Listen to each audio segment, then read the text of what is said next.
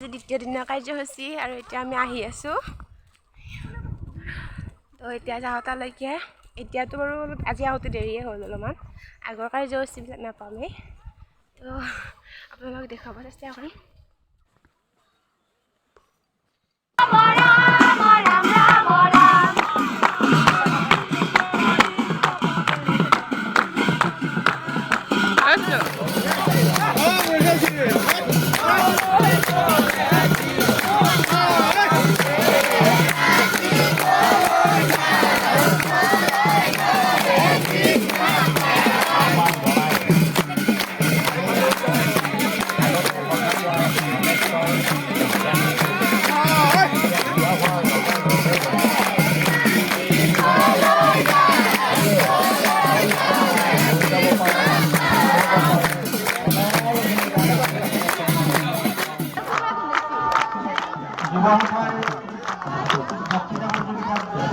বঁটা লাভ কৰা প্ৰতিনিধিসকলক আমি বঁটা গ্ৰহণৰ কাৰণে আহ্বান জনাইছোঁ।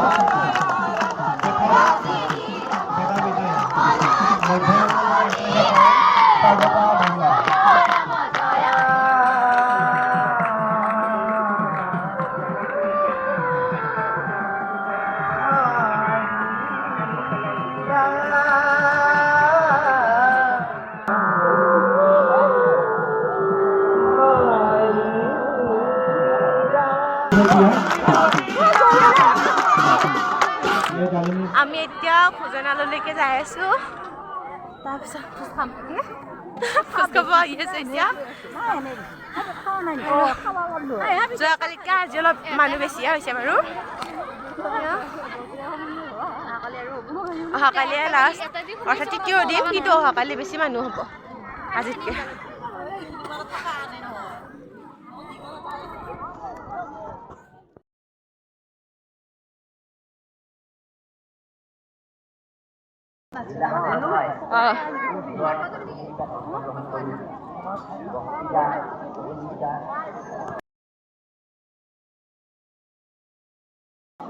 পানী দি গৈ যাওঁ আমাৰ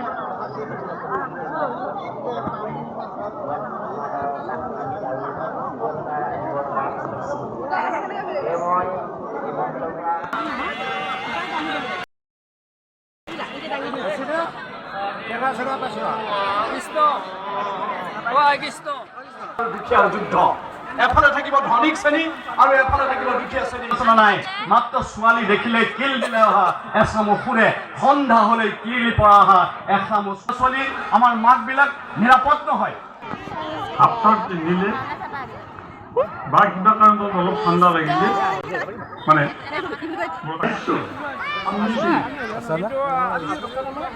মুখ থাকিলে অলপ অহংকাৰ।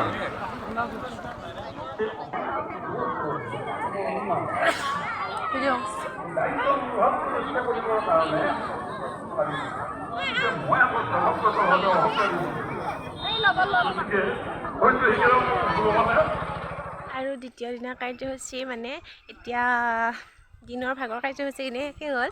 আজি বেলেগ একো নাছিলে, আচলতে আজি আছিলে নিৰ্দিষ্ট বক্তাৰ ভাষণ আৰু তেনেকৈ কিবা কিবি আছিলে। তো মই বহুত ভালকৈ দেখুৱাব নোৱাৰিলোঁ, কাৰণ কিবা কিবি মানে অকণমান বিজি আছিলোঁ অলপ। তো সেইকাৰণে আজি দিনৰ ভাগৰ কাৰ্যসূচীখিনি শেষেই হ'ল। এতিয়া ঘৰলৈ আহি আছোঁ আৰু আজি ৰাতি আছে ভাওনা। তো এতিয়া যাই কাপোৰ চেঞ্জ কৰি আকৌ ৰাতি ভাওনা চাবলৈ যাম। তো মই মোৰ লগত আহি আছিলে সিহঁত তাতে ৰ'লে, মানে এইকেইটা পিছত দেখা পাইছে নহয়। তো সিহঁত তাতে ৰ'লে আহিব এতিয়া। বাকী আপোনালোকে চাই থকা ভিডিঅ'টো ৰাতি ভাওনা দেখুৱাবলৈ চেষ্টা কৰিম মই আপোনালোকক।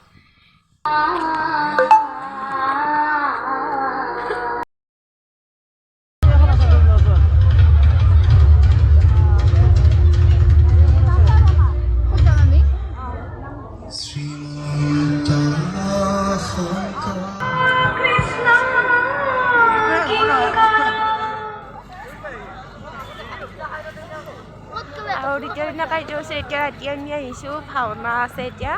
তো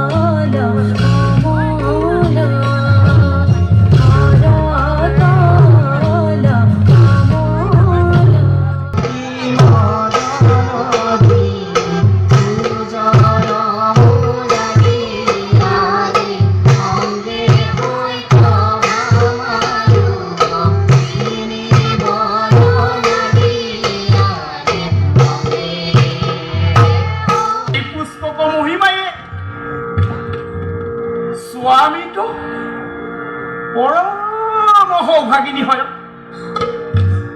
তাহে তো বাড়ি সাৰি স্বামী কোথাও যাবে না কি কহব